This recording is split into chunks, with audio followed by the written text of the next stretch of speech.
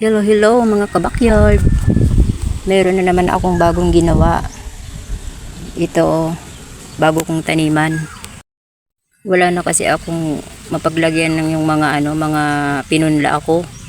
Kaya naisip ko ay gawin dito sa may side, sa katabi lang ng aking mga tanim. Dito sa tinambakan ng mga dahon. Bali, hindi ko na inalis yung mga dahon, inipon ko yung mga dahon para yun, purpose niya pa ay para maging pataba. Kapag nabulok ay magiging pataba na siya. Kaya dinagdagan ko na lang ng mga lupa, mixed soil dito sa ibabaw ng ng taniman ng mga dahon. Effort lang talaga ang kailangan dito. Kung walang effort, kung di mag-iporsige, wala kong gagawin ay hindi talaga mangyayari tong taniman.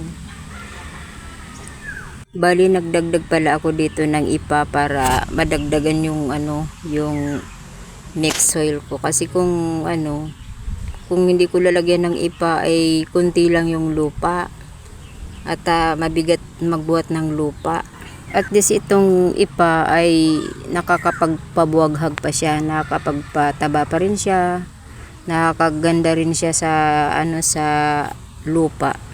Kaya masaya na naman sa pakiramdam ko, nakagawa na naman ako ng isang taniman ko dito.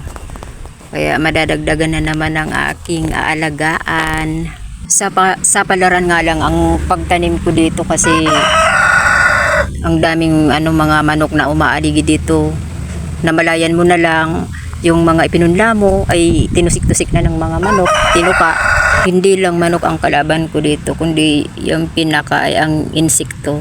Kapag lumaki na yung mga tanim, ay yung insekto na ang magiging kalaban natin. Siguro mga 2 oras ko itong ginawa. Kaninang umaga lang. O siya, sige mga kabakyard, hanggang dito na lamang. Bye-bye! Kaya magtanim na rin kayo.